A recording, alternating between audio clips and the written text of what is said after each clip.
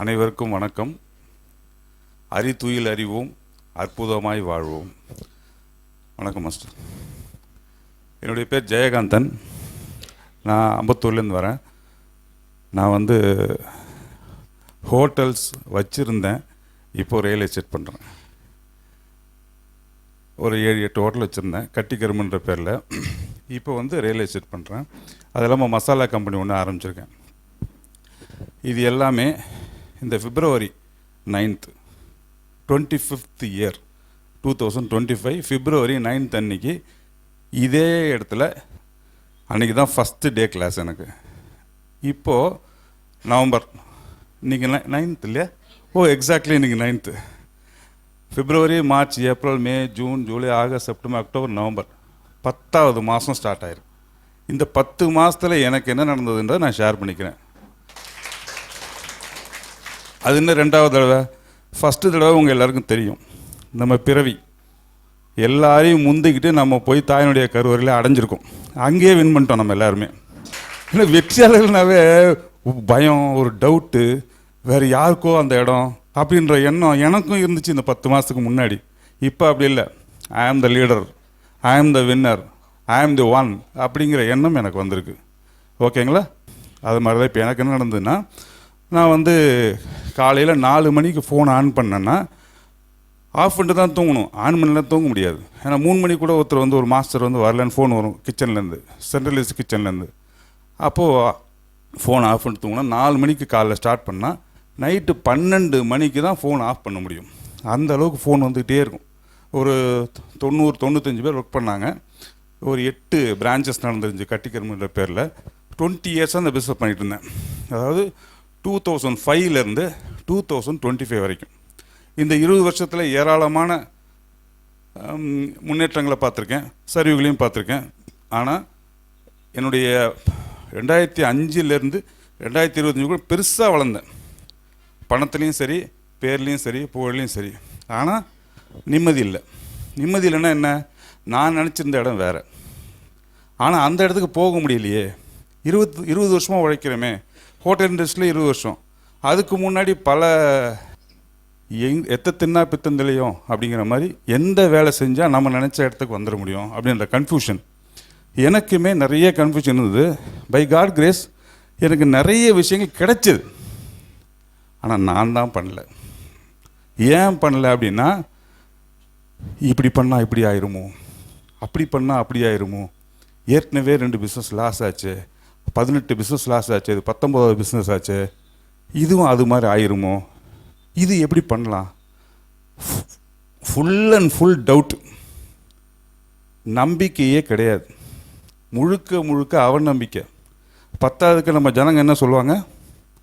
உங்களெல்லாம் பக்கத்து வீட்டில் உள்ளவங்க, எதிர்த்த வீட்டில் உள்ளவங்க, கூட படிக்கிறவங்க, உங்கள் கூட பிறந்தவங்க, உங்களை பெற்றவங்க எல்லாம் என்ன சொல்லியிருக்காங்க? நீ நல்லா இருப்பப்பா, கோடீஸ்வரன் ஆயிடுவ, மகாராஜன் ஆயிடுவ, நீ தொட்டதெல்லாம் தொலைங்குன்னு சொல்லியிருக்காங்களா? ஒட்டுற மண்ணு தான் ஒட்டும், வெள்ளைக்கு ஏற்ற விற்கும், அது அகல கால் வைக்காத. சாப்பாடு ஊட்டினதை விட அதிகமாக அவநம்பிக்கையை ஊட்டியிருக்காங்க நம்ம எல்லாருமே. ஓகேவா? அந்த மாதிரி தான் எனக்கும் ஊட்டப்பட்டது. இது யாரும் வேணும்னு செய்யலை, தெரியாமல் நம்ம முன்னோர்கள் நமக்கு செஞ்சிட்டாங்க. நம்ம முன்னோர்களுக்கு அவங்க முன்னோர்கள் செஞ்சிட்டாங்க. எங்கேயுமே கிளாஸஸ் நிறைய இருக்குது. டான்ஸுக்கு கிளாஸ் இருக்குது, பாட்டு சொல்லிக் கொடுத்து கிளாஸ் இருக்குது, மியூசிக்கு கிளாஸ் இருக்குது, ஸ்விம்மிங் கிளாஸ் இருக்குது, லாங்குவேஜஸ் சொல்லிக் கொடுக்குறாங்க, எல்லாமே இருக்குது. எங்கேயாவது வாழ்க்கை கல்வியை சொல்லி கொடுத்துருக்காங்களா? வாழ்க்கை கல்வினா என்னென்ன தெரியாது நமக்கு. அப்படி ஒரு சப்ஜெக்ட் இருக்கா? ஏங்க சந்தோஷமாக எப்படி இருக்குதுன்னு யாராவது சொல்லி கொடுத்துருக்காங்களாங்க? பெரியவங்களை எப்படி மதிக்கணும்னு கூட சொல்லி கொடுத்துருக்காங்க. ஆனால் அதை ஃபாலோ பண்ணுறதுக்கு சொல்லிக் கொடுக்கல. எல்லாமே சொல்லி கொடுத்துருக்காங்க, கொஞ்சம் அங்கங்கே. அதே மாதிரி தான் எனக்கும் சொல்லிக் கொடுக்கப்பட்டது. 51 வயசில், இப்போ இன்றைக்கி 52 வயசு ஆகுது எனக்கு. 51 வயசில் அடைய முடியாத அத்தனை விஷயங்களும் 10-12 வயசு தள்ளிடுங்க, நான் சின்ன பிள்ளையாக இருந்திருப்பேன். 40 வருஷம் நான் சாதிக்காததை இந்த 10 மாதத்தில் சாதிச்சிட்டேங்க.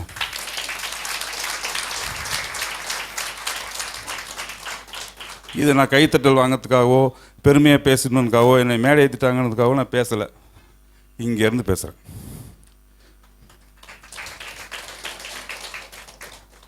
இத்தனை பிஸ்னஸும் நான் ஏன் சரியாக பண்ணலன்னா அவன் நம்பிக்கை, முழுக்க முழுக்க செல்ஃப் கான்ஃபிடன்ஸ் இல்லாத தன்மை, எனக்குள்ள கில்ட்டி கான்ஷியஸ் அதிகமாகிடுச்சு. ஷேக் மாஸ்டர் என்ன பண்ணாங்க, வந்தோடனே வா தம்பி கூப்பிட்டாரு, உனக்கு என்ன வேணும்னு கேட்டார். இப்போ இவங்களாம் சொன்ன மாதிரி ஒன்றெல்லாம் கேட்டாங்க, ஏதோ கேட்டாங்கல்ல, அது மாதிரி நான் ஏதோ சொல்லிட்டு இருந்தேன். நான் வந்து ஒரு 2 வீலர் ஒரு 4 வீலர் ஓட்டிகிட்டு வரும்போது ஒருத்தன் குறுக்க போனான்னா என்ன ஆகும், பண்ணுவோம். இன்னும் கொஞ்சம் முன்னாடி போய் நான் கொஞ்சம் முன்னாடி ஒரு போன வருஷம் 2024 என்ன பண்ணிடுமோ வேகமாக ஓவர்டேக் பண்ணிட்டு போய் அவன் நிப்பாட்டி இறங்கி என்னன்னா இன்னும் ஆயிருக்கும், ஒன்றும் ஆகலைங்க. அவன் நம்மளோட ஸ்கில்லாக ஓட்டுறவன் போல் அப்படி படுக்க போட்டு அப்படி எடுத்துகிட்டு போயிட்டான். லாரிக்குள்ளே உள்ளே பூந்து வெளில வருவோம் போல் போயிட்டான். எனக்கு நடுக்கும், இந்நேரம் என்ன இருக்கும், எல்லாருக்கும் பொண்டாட்டி பிள்ளை இருக்கே, ஏன் எனக்கு என்ன இருக்கும், அவன் எப்படியே போகிறான், என்னையும் கொண்டு போயிடுவான் போலக்குதே, பிடிச்சி திட்டுறது. என்ன இங்கே பார்க்கணுன்னா, ஒன்று கோவம், கண்ட்ரோல் பண்ண முடியாத கோவத்தினால யாருக்காவது நல்லது நடக்குமா? நிறைய இழந்திருக்கேன் நான், பல கோடிகள் இழந்திருக்கேன், இழக்கக்கூடாத உறவுகள் இழந்திருக்கேன். ஒன்றும் கோவத்தை கண்ட்ரோல் பண்ண முடியல. இப்படி ஆயிருந்தா அப்படி ஆயிருந்தா அதுக்குள்ளே காரை விட்டு இறங்கி அவன்கிட்ட சண்டை போகிறதுக்குள்ளே ஐசியூவில் போய் நான் இருக்கிற மாதிரி நினச்சி பார்த்துருவேன். இது எல்லாம் என்னாச்சு, இதுக்கு முன்னாடி நான் சொன்ன மாதிரி இன்ஃபீரியாரிட்டி காம்ப்ளெக்ஸ். அப்புறம் ஏன் ஏதாவது தப்பாக பேசுகிறோமோ, நம்ம கரெக்டாக பேசணும், அந்த கண்ணாடி போட்டுருக்கா குழந்தைங்கள அந்த அம்மா அவங்கள தான் இவங்க தப்பாக நினச்சிருவாங்களோ, இப்படியெல்லாம். இங்கே வந்ததுக்கப்புறம் தான் அந்த கான்ஃபிடன்ஸும் வந்துருக்கு. மாஸ்டர் என்ன பண்ணாங்க, ஒரே விஷயம் தாங்க பண்ணாங்க, கில்ட்டி கான்ஷியஸ் சுற்றிக்கு வெளில போய் போட்டாங்க. எது நடந்ததோ அது நன்றாகவே நடந்ததுன்ற மாதிரி கான்ஃபிடன்ஸ் தூக்கி உள்ள வச்சுட்டாங்க. All the best. நான் மேட்டருக்கு வந்துடுறேன். இந்த கான்ஃபிடன்ஸ் வந்ததுக்கப்புறம் என்ன ஆச்சுன்னா, எல்லாத்துலேயுமே கான்ஃபிடன்ஸ் வந்துச்சு எனக்கு. ஐயோ நம்ம தான் தப்பு பண்ணிட்டோம், எந்த தொழிலும் தப்பான தொழில் கிடையாது, எந்த தொழிலையும் சிறப்பாக செஞ்சால் நல்லா வரலான்னு கேள்விப்பட்டிருக்கேன். நிறைய மோட்டிவேஷன் ஸ்பீச்சில் சொல்லியிருக்காங்க, பெருக்கிற வேலை கிடச்சா கூட உலகத்திலே சிறந்த பெருக்காலனா இரு அப்படின்லாம் கேள்விப்பட்டிருக்கேன். ஆனால் பயம், இந்த கான்ஃபிடன்ஸ் நம்பிக்கை தன்னம்பிக்கை உள்ளே வந்ததுக்கப்புறமா எல்லாத்தையுமே வெகு சிறப்பாக செஞ்சிட்ருக்கேன். நான் என் மனைவி கிட்ட கூட மிக அன்பாக ஆயிட்டேன். ஏன்னா டைம் இல்லை, அவங்கள உணரக்கூடிய பக்குவம் இல்லை. Health wealth conscious, health wealth happiness. Health எடுத்துட்டிங்கன்னா நான் வந்து 8 மணி வரைக்கும் தூங்குற ஆள், கட்டாயத்தின் பேரில் 4 மணிக்கு எழுந்திரிச்சு ஃபோன் பேசிட்டு தூங்குவேன். சூரியன் வந்து அடிக்கும், அப்புறம் தான் எந்திரிப்பேன். ஆனால் இன்றைக்கி டான்னு 5 மணிக்கு எந்திரிச்சிட்றேன். எங்கள் வீட்லேயும் எழுந்துக்கிறாங்க. என் பையன் காலேஜ் போகிறான், அவன் எழுந்துக்கிறான், ஃபஸ்ட் இயர் படிக்கிறான் பிபிஏ, தேர்ட் இயர் படிக்கிறான், அவன் எழுந்துக்கிறான். அது பெரிய ஆச்சரியமா இல்லையா? நம்ம எழுந்துக்கிற பெரிய விஷயம் இல்லை. வீட்டில் டிசிப்ளின் உருவாயிடுச்சு. எங்கள் அம்மாவுக்கு 70 வயசு ஆயிடுச்சு, அவங்க எழுந்துக்கிறாங்க, நாங்கள் எல்லோரும் ஒன்றா உட்காந்து சாப்பிட்றோம். இது எல்லாமே என் மனசு தெளிவடைஞ்சதுக்கப்புறம் தாங்க. இதெல்லாம் எனக்கு முன்னாடியே தெரியும். ஆனால் நான் திருப்தியான வாழ்க்கையை வாழ ஆரம்பித்ததுக்கப்புறமா, எனக்குள்ள நம்பிக்கை வந்ததுக்கப்புறமா, எந்த பிஸ்னஸும் தப்பான பிஸ்னஸ் இல்லை, நம்ம தான் தப்பாக புரிஞ்சுருக்கோம், நம்ம தான் பயந்துருக்கோம்னு தெரிஞ்சதுக்கப்புறமா, அதே பைக்காரன் இப்போ என் முன்னாடி போக சொல்லுங்கள், ஏன் என் கிளாஸை கூட தட்டிட்டு போக சொல்லுங்கள், தம்பி பார்த்து போப்பான்னு தான் சொல்லுவேன். கோபம் குறைஞ்சி போச்சு. அவன் தவறு செய்கிறான்னு தெரிஞ்சு போச்சு, அவன் தெரியாமல் தவறு செய்கிறான்றது புரிஞ்சு போச்சு. ஓகேங்களா? ஹெல்த்து வெல்த்து சொல்லவே வேணாம். 95 பேர் ஒர்க் பண்ணாங்கன்னு சொன்னேன், எங்கள் ஃபேமிலியோட சேர்த்து 100 பேர்.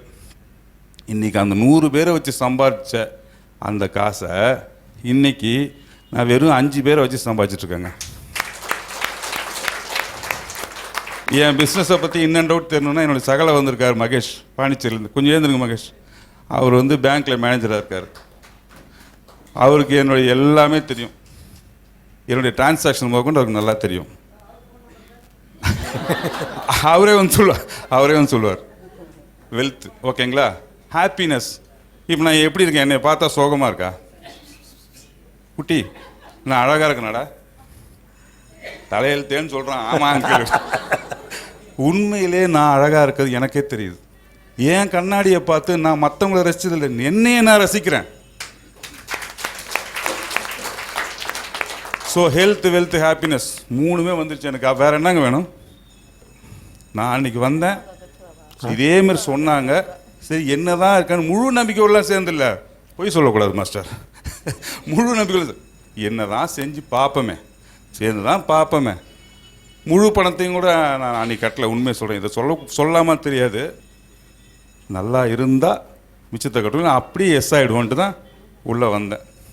உண்மையை சொல்கிறேன். ஆனால் கிளாஸ் முடியறதுக்குள்ளே முழு பணத்தையும் கட்டிட்டேன். டீ பிரேக்லேயே கட்டிட்டேன். ஒரு 2 ஹவர்ஸில் மாஸ்டர் நான் ஜட்ஜ் பண்ணிட்டேன். மாஸ்டரை நீ யாரையா ஜட்ஜ் பண்ணுறதுக்கு இப்படின்னு சீனியர் ஸ்டூடெண்ட்ஸ் என்ன கேட்பாங்க. நான் அவங்களுக்கு ஒரு பதில் சொல்கிறேன். 20 கடையில் பிரியாணி சாப்பிட்டவங்கனால 21வது கடையில் அந்த பிரியாணி நல்லா இருக்கா நல்லா இல்லையான்னு சொல்ல முடியுமா முடியாதா? அதே மாதிரி தான் 20 குருமார்களுக்கு மேலே ஏற்றுக்கலான்னு குருமார்கள் நினச்சி போய் கடைசியில் அவங்க குருமார்களை ஏதோ ஒன்று கற்றுக் கொடுத்தாங்க. நான் இல்லைன்னு சொல்லக்கூடாது, எல்லாத்துலேயும் ஒன்று கற்றுக் கொடுத்தாங்க. ஆனால் எல்லாத்தையும் சேர்த்து ஒரு மாலையாக்கி என்னை இன்னைக்கு மேடை ஏற்றி ரசிக்கக்கூடிய குரு இவர் மட்டும்தான். ஸோ ஒரு குருவை தேர்ந்தெடுக்கக்கூடிய பக்குவம் எனக்கு வந்துருச்சு. ஏன்னா அத்தனை குருமார்களை பார்த்துருக்கேன். இந்த கிளாஸ் எப்படின்னா சுருக்கமாக சொல்லிடுறேன், ஒரு ப்ரீஃபாக சொல்லிடுறேன். சிஸ்டம் இருக்குல்ல, எல்லாருக்கும் சிஸ்டம் தெரியல, கம்ப்யூட்டர் தெரியும்ல. அதில் என்னென்ன இருக்கும், ஹார்ட்வேர் இருக்கும், அப்புறம் என்ன இருக்கும், இப்போ சாஃப்ட்வேரில் என்னென்ன இருக்கோ, ஹார்ட் டிஸ்கில் என்னென்ன இருக்கோ அது மட்டும் தான் நம்ம பார்க்க முடியும். கரெக்டாக ப்ரோக்ராமிங் என்னென்ன பண்ணி கொடுத்துருக்காங்களோ அதான் பண்ண முடியும். நம்மளுக்குள்ளே நிறைய பேர் ப்ரோக்ராம் கொடுப்பாங்க, சாஃப்ட்வேர் அப்லோட் பண்ணுவாங்க. விண்டோஸ் இன்றைக்கி என்ன வந்துச்சு சார் லேட்டஸ்ட்டு? வந்துச்சு. அந்த அளவுக்கு இன்றைக்கி உருவாயிடுச்சு. இப்போது ஒவ்வொருத்தரும் ஒவ்வொரு சாஃப்ட்வேரை போடுவாங்க. அந்த சாஃப்ட்வேர் மட்டும்தான் நம்ம அப்ளை பண்ண முடியும். கரெக்டாக? அந்த சாஃப்ட்வேரை ரீப்ரோக்ராமிங் உங்களால் பண்ண முடியுமா? ப்ரோக்ராம்னால மட்டும்தான் முடியும். அது கூட வருஷக்கணக்கில் ஆகும், அதுக்கு ஒரு டீமே வேணும். ஆனால் என்னுடைய சாஃப்ட்வேரை நானே ரீப்ரோக்ராம் பண்ணிக்கிறதுக்கு மாஸ்டர் சொல்லி கொடுத்துட்டாங்க. ஹார்ட் டிஸ்க்லாம் மாற்ற வேணாம், எதுவுமே பார்த்த வேணாம், அப்படியே என்னுடைய தலையெழுத்தை நானே மாற்றிக்கக்கூடிய தகுதியை எனக்கு கொடுத்துட்டாங்கன்னா இதோட வேறு என்னங்க வேணும்? உண்மையிலே மகாசக்தின்னு ஒரு கிளாஸ் இருக்குது, அங்கே போனோம். அங்கே போனப்போ நம்ம தலையெழுத்தை நம்மளே மாற்றக்கூடிய ஒரு டெக்னிக்கை சொல்லி கொடுத்தாங்க. நான் உள்ளே வந்தேன் சார். டீ பிரேக்லேயே பணம் கட்டேன்னு சொன்னேன்னா உடனே அடுத்த கிளாஸில் என்னுடைய தங்கச்சியை கூப்பிட்டு வந்தேன். தங்கச்சி பையன், அவன் தான் வீட்டில் அடங்காதவன். உங்களுக்கு தெரியுமே 24 வயசு பையன் எப்படி இருப்பான். நல்ல பையன், பட் யார் சொல்கிறதும் கேட்க மாட்டான். அவன் தான் ரைட்டு. அவனுக்கு நல்லது சொல்லணும்னா கூட எங்களுக்கு சொல்ல தெரியாது. அந்த அளவுக்கு தான் நாங்கள் வளர்ந்தோம். அவனை கொண்டு சேர்த்தேன், பக்காவாயிட்டான். நேற்று போய் பெரிய வியாபாரம் பண்ணிட்டு வந்திருக்கான் மாஸ்டர். சூப்பர். மார்க்கெட்டிங் பண்ணிட்டான். எங்களை மசாலா கம்பெனி ஒன்று இருக்குன்னு சொன்னேன் இல்லைங்களா, அந்த மசாலா கம்பெனி அவன் மார்க்கெட்டிங் பண்ணி அவன் பொறுப்பு எடுத்துக்கிட்டான். அவன் ஒரு அசிஸ்டண்ட்டை போட்டு அருமையாக பண்ணுறான். இன்றைக்கி பிஸ்னஸ் மார்க்கெட்டிங் பண்ணுறான். அடுத்தது என் தங்கச்சி கூப்பிட்டு வந்தேன். அவங்க வேறு லெவலில் இப்போ யோசிக்க ஆரம்பிச்சிட்டாங்க. என் கூட 20 வருஷமாக இருக்கிறாங்க பிஸ்னஸில். அவங்க வேறு லெவலில் யோசிக்க ஆரம்பிச்சிட்டாங்க. அவங்க அப்பா கொஞ்சம் எப்படி சொல்கிறது, மென்டலி கொஞ்சம் கோவப்படுறவர். நம்மளை எல்லாரோட ஒரு 10% அதிகமாக வச்சுக்கோங்களேன். அதுக்காக மாத்திரை சாப்பிட்றாருன்னு வச்சுக்கோங்களேன். அவரை ஹேண்டில் பண்ணுறாங்க 2 பேரும் சாஃப்டாக. 25 வருஷம் ஆச்சு தங்கச்சி கல்யாணம் ஆகி. 25 வருஷமும் நான் தான் பஞ்சாயத்து. அடிக்கடி சண்டை வந்துடும். இன்றைக்கி அவங்க அப்பாவை அவ்வளோ அருமையாக வச்சுக்கிறான். எங்கள் குடும்பத்தில் எல்லா குடும்பமும் நடக்கக்கூடாத ஒன்று நடந்துருச்சு. இன்றைக்கி அவங்க அப்பாவை அவ்வளோ நல்லா பார்த்துக்கிறான் இந்த கிளாஸ்க்கு வந்ததுக்கப்புறமா. என் தங்கச்சி ஃபேமிலி செட் பண்ணி கொடுத்துருந்தான். 25 வருஷத்துக்கு முன்னாடியே கல்யாணம் பண்ணி கொடுத்தேன். ஆனால் இப்போ தான் செட்டில் பண்ணி கொடுத்தேன். இது சரியில்லாமல் மற்றெல்லாம் கொடுத்து என்ன ப்ரோ, இது கொடுத்தாச்சு. இப்போது இது எல்லாமே வந்துடும். அடுத்தது என் ஒய்ஃபை கூப்பிட்டு வந்தேன். அடுத்தது என் பையனை கூப்பிட்டு வந்தேன். அடுத்தது எங்கள் அம்மாவை கூப்பிட்டு வந்தேன். எல்லாமே இந்த 10 மாதத்துக்குள்ளே அடுத்தடுத்த கிளாஸில் 3 பேராக 4 பேராக உள்ளே தள்ளிட்டேன். மகேஷ், இப்போ என் ஒய்ஃபை மட்டும் உள்ளே தள்ளிட்டா போதுமா? எல்லோரும் கூப்பிட்றாங்க, எல்லோரும் நல்லா இருக்காங்க. இன்னொரு விஷயம் தெரியுமா, எங்கள் ஃபேமிலி டாக்டர் ஃபேமிலி ஆகிப்போச்சு. MBBS படிக்காமையே AABS படிச்சிருக்கோம் நாங்களாம். அறிவியல் அறிவோம். ஓகேங்களா? என்னென்னா இப்போ இவங்களுக்கு மேடமுக்கு ஏதாவது ஒரு டிஸ்கம்ஃபர்ட் சின்னதாக இருக்குன்னா இப்போ என்னால் ஹீல் பண்ண முடியும். என்னை நானே பார்த்துக்கிறதே சேலஞ்சாக இருந்தது போக இன்றைக்கி அடுத்தவங்களை ஹீல் பண்ணக்கூடிய நிலைமைக்கு நான் வந்திருக்கேன். இன் ஃப்ரண்ட் ஆஃப் மீ மட்டும் இல்லை, டிஸ்டன்ஸ் ஹீலிங் கூட எங்களால் பண்ண முடியும். அந்த ஹீலிங் தேவைப்படுறவர் இந்த உலகத்தில் எந்த மூலையில் இருந்தாலும் we can heal them. அந்த அளவுக்கு டாக்டர் ஆகிட்டோம், மந்திரவாதி ஆகிட்டோம். நான் இதுக்கு வந்ததுக்கு ரியலைஸ் பண்ணுறோமே, ஹிப்னாட்டிசம்னா ஏதாவது நான் அப்படி இப்படி பண்ணி கஸ்டமரை கன்வின்ஸ் பண்ணி வியாபாரம் பண்ணிடலாம், அதுக்காக தான் உள்ளே வந்தேன். ஆனால் வந்தால் ஹெல்த்து வெல்த்து ஹாப்பினஸ் எல்லாமே கிடச்சி போச்சு. சரி, என் ஒய்ஃப் மட்டும் சரியாயிட்டாங்கன்னா உடனே என் ஒய்ஃபோட தங்கச்சி ஞானேஸ்வரி கொஞ்சம் ஏன் தெரியுமா, இவங்க என் ஒய்ஃபோட தங்கச்சி. ஏன் சகலை சொன்னேன் இல்லையா, சகலையோடைய ஒய்ஃப். ஓகேங்களா? அவர் முதல்ல பண்ணார், அப்புறம் அவங்க ஒய்ஃபையும் கூப்பிட்டு வந்துட்டார். அதுக்கப்புறமா இவங்க 2 பேரும் சேர்ந்து இவங்க கூட பிஸ்னஸ் பண்ணுறவர் கோபி சதோதோ இவர் உள்ளே வந்தார். ஃப்ரம் பாண்டிச்சேரி. இவர் கரூர்லேருந்து வர்றார், மாதம் டெய்லி வர்றார் கிளாஸ். ஒரு வாரமும் கரூர்லேருந்து வருவார். அது இல்லாமல் என் ஃப்ரெண்டு அமராராமன் ஒருத்தர், இன்னொரு 6 பேர் லிஸ்ட்டில் இருக்கிறாங்க அடுத்த பேட்சுக்கு. இவ்வளோ பேரை உள்ளே கூப்பிட்டு வந்தேன் இந்த 10 மாதத்துலனா, அப்போ நான் எவ்வளோ பயனடைஞ்சிருப்பேன் நீங்களே பார்த்துங்க. சாரி, பாரதி கொஞ்சம் ஏந்துங்களேன். டாக்டர் பாரதி அவர் மகேஷோடைய பாலிய ஸ்நேகிதர். எங்களுடைய வளர்ச்சியெல்லாம் பார்க்காம அவங்க உள்ளே வந்துடுவாங்களா சொல்லுங்கள்? ஆனால் என் குடும்பத்தையே கொண்டு வந்து விட்ருக்கேன் நான். அப்போ நான் எவ்வளோ பயனடைஞ்சிருப்பேன்? ஓகேங்களா? என் ஃப்ரெண்ட்ஸு, என் ரிலேஷன்ஸு, இன்னும் எத்தனை பேர் எங்களுடைய உயர்வையும் எங்களுடைய வளர்ச்சியும் பார்த்து உள்ளே வர போகிறாங்களோ தெரில. எல்லாத்துக்கும் முன்னாடி நீங்கள் முந்திக்கோங்க. All the best. அனைவரும் ராஜயோகத்தில் வாழ்க நலமுடன்.